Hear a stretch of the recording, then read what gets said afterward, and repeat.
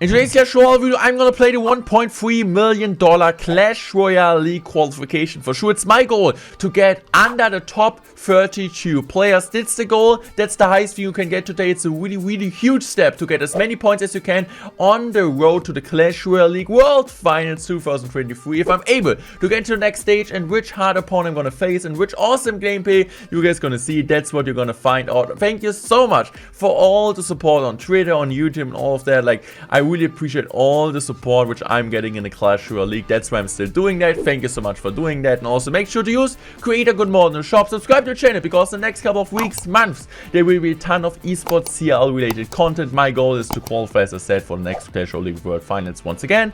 And I would say, let's jump into the games. Let's do it, guys. The first game I want to show you guys is against Blue, and for sure it's still the duel mode. Maybe some of you guys are new to my channel, new to Clash Royale esports. For sure I can explain to that. This is the normal mode we're gonna play competitive in. What is special about that? You can just use every single card once it's pre-submitted. So before we're jumping into the game, you need to select four, that's the German word, four different decks.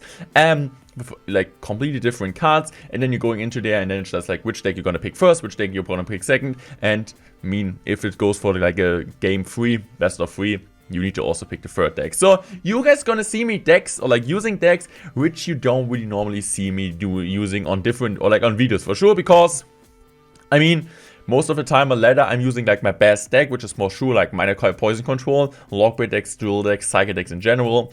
But in competitive, for sure, it's always about like switching around, being as unpredictable as you can, and also being as good as you can also with other decks. And I was actually, you guys didn't notice that, but I was practicing Golem a lot. And you guys gonna tell me, man, Golem is so no skill. Yeah, Golem is not a really easy deck to play, not really hard deck to play. But there are some mechanics you kind of need to learn. The golem timing. When should you go golem? When you should pump? How you should defend? When you should accept damage? And it's just about timing and kind of matchup experience. Sometimes I played matchup 50, 60, 70 times in practice. When I was like so tilted. I was losing every single time. But even if this matchup is like a 100-0 matchup, it's still worth it. So look at this.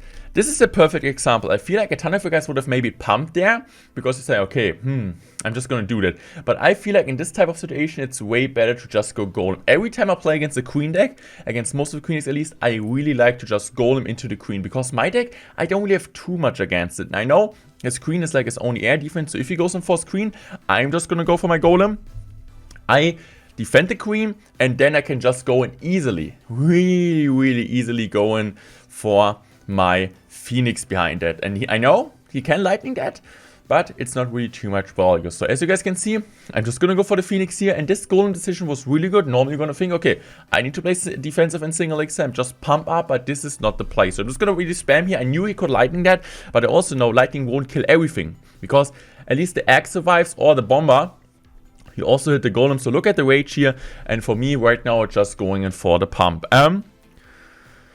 So I'm just gonna go in for the pump here, I think. Oh, do I let it go? I don't know if I let the banner go, to be fair, I think. Yeah, I'm just gonna go for the E-Drake here. Really smart E-Drake. Why do I go for the E-Drake? I mean, it's the perfect reset, right? I know. I was kind of lucky there, to be fair. But I know, okay, I'm up on Elixir, I have my pump on the map, and it's just time to go in for the golem here. I'm also now, okay, you could go opposite lane now. So I'm just gonna chill here. I'm just gonna let the ghost go. And I am just gonna play my Brommer here. I'm just gonna go in for the Golden Knight here. Golden Knight's absolutely doing a great job. I still think he's able to get the tower. Maybe, I think I was like, I'm gonna play like a really weird pump. So I'm just gonna go for the Phoenix here. Smart Phoenix. And I'm just gonna let it go, to be fair. And I think I'm just gonna go at this time, I'm just gonna go in for another golem at the bridge. Why do I go for another golem at the bridge? I just want to make sure I'm getting his tower here, because I know if he goes in for an MK, it would have been tower down. He goes in for a pre-lightning here. I mean, smart lightning, we still got more elixir out of the pump, so it was actually a worth it pump for us. And now we're just overwhelming him, using my lumberjack here, using my golden knight here. Golden knight is actually dashing to tower. I'm just going to use my bomber. Look at my lumberjack here, and the golem has still like 95% HP. Nothing he can do. Perfect golem gameplay, and this is why I really like this golem pump that you can win almost every matchup in competitive besides E-Giant. So guys, now for sure it's about the thought process. Which deck should I pick next? And I decided to pick Mega Knight. And I can tell you guys, this matchup isn't really too easy. That's at least what I would say. He has the arrows, I just have the queen against air besides like that. I don't really have like a big spell, I have arrows plus zap, but this is like a really good thing how to apply decks or like how to apply opponents with decks you're feeling comfortable with. And this is why I like Psycho decks. I most of the time go for the golem or like the beatdown picks in general when I feel like I'm gonna have a good matchup with that. And this is kind of a deck which like a safe choice because like I would say maybe like saying in different words, beatdown decks I've mostly for me used for snipes since I feel like okay, the play potential is not there, but then when I'm like pretty sure, okay, I will most likely get a good matchup with it for sure. It's not never 1% guaranteed, but when I feel like, okay, I'm gonna get a good matchup with this type of deck, I'm just gonna do it. So this was why I was playing Golem, and now I'm gonna play a deck. I mean, it's still like kind of beat down, but you still have outplay potential. So as you guys can see, I'm gonna let a ton of damage go here. But it's still solved, because now I'm just gonna go for the MK here, and this is what I'm saying, taking advantage, taking Elixir as a resource. I think like Rich Lighten, really nice guy, awesome content creator. The CRL casted did a great video about that. I think like it was a short, but like taking Elixir as a resource. Or like also like just like elixir trades in general, right? So if you always do positive elixir trade, you will be gaining elixir even if you like it's just like a passive elixir trade, right? So, an example, going in for goblins on the miner, it's a positive elixir trade since mostly like also the goblins survive on offense. Then you're going for the miner, your opponent needs to respawn, and it's just like it's just absolutely cool and absolutely great. So I'm just gonna use my prince in the back. So he's just going to use a defensive miner here.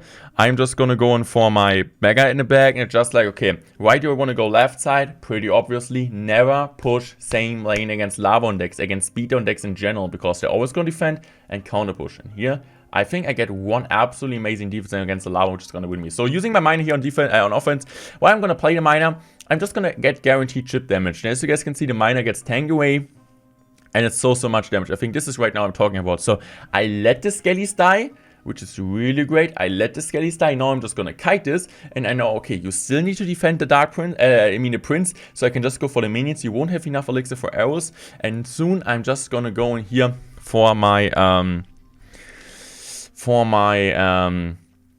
Mega IT. Now I'm just going to go for the wall breaker here just to kite it away. And also I think like getting one chip damage, but just going for a miner in the back here. I know like I kind of like always want to force out a Skelly King because I know that he just has like miner against it. I know if I like do great pressure with my MK, he will be tough for him to defend.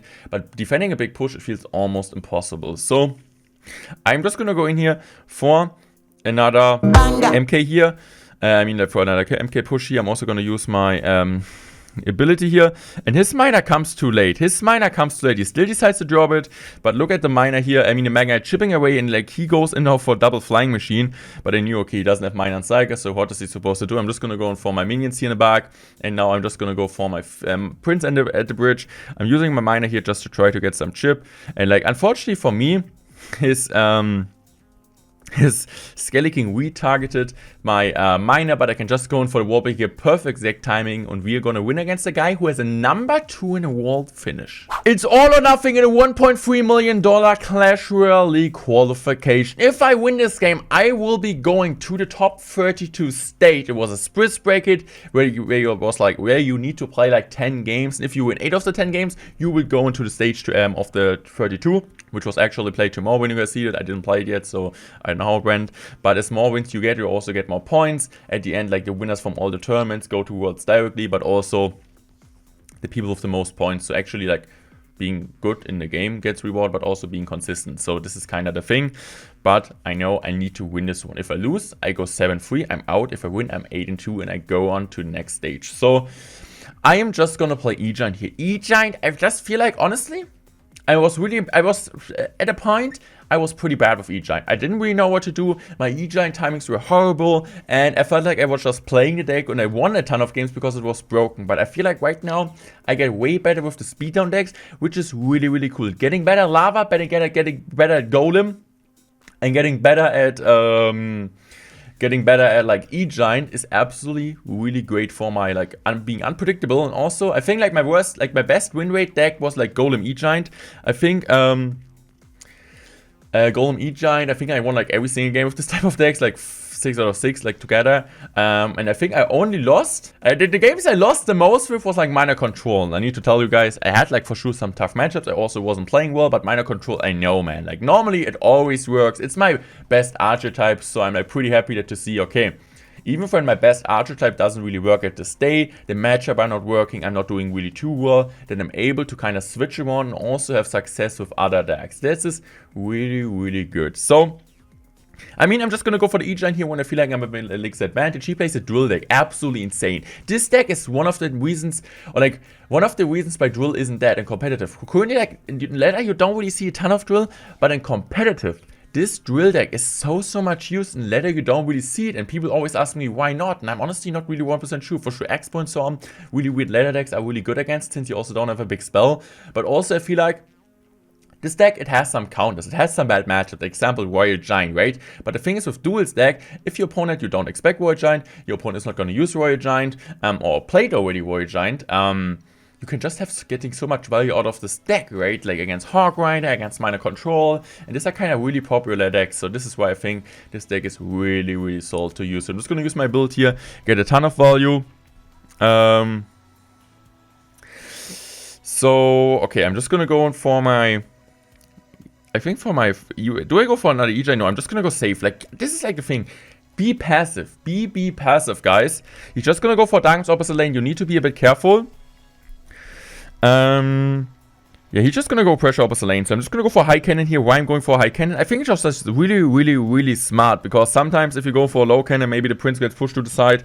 So I was able to get an absolutely amazing defense, guys, with just 2 elixir, and he needs to completely overcommit. And now I'm just gonna go for EJ in the bridge, and now I can just overwhelm him. And this is just perfect defense. It's not about like getting, it's not about like out-cycling the opponent or something, or like doing like crazy mechanic defense. It's just about timing, positioning, and this is how we won this game. Next game here, and I need to tell you guys, this will be a really fast loss. Why I'm showing you guys this, since it's also important, I think I can help you guys, like, or like a ton of you guys with that. This is not a bad matchup, but you guys will see I did an absolutely incredible overcommit and just losing the game in the first few seconds. And this was the game. As I said, I need to repeat it once again. If I lose this, I'm out. And I will lose this game straight up really early. And what is important about that? You can tilt. I mean, like duels, you have like 10 seconds after the first game. Since it's in-game duels, like first, you're just a few seconds to be fair. To kind of remind yourself, getting back in the zone. And I know like a ton of people get really fast like tilted, right? They're losing a bad matchup, they're losing because of a mistake, and then just losing 5 games in a row, and after they're like, what the heck just happened to you? That was like 100 trophies higher. So this is just like the first real mistake by me. That was really bad. Now I need to go for this. He just goes immediately on opposite lane, and I was absolutely overcommitting. I'm going for a queen and a Valkyrie up like that early, and honestly, we can just like skip this game already. I lost. I absolutely lost. So I knew I lost. I was absolutely mad at myself, because like I was absolutely overcommitting for sure. Also well played for the opponent. He was able to punish that. He went really aggressive. I feel like some players wouldn't have done it, but he knew I was so elixir, and it just like well played to opponent. But this game is over. So this game is over. We can like just speed this. I mean, I'm still trying. Never give up, guys. But I mean, look at the Mother Witch being annoying, the Flying Machine getting so much, but I just think the matchup isn't really too bad, since he has Fireball. Guards get a ton of value, but like just Mother Witch is like a game-breaking card, so it's over now.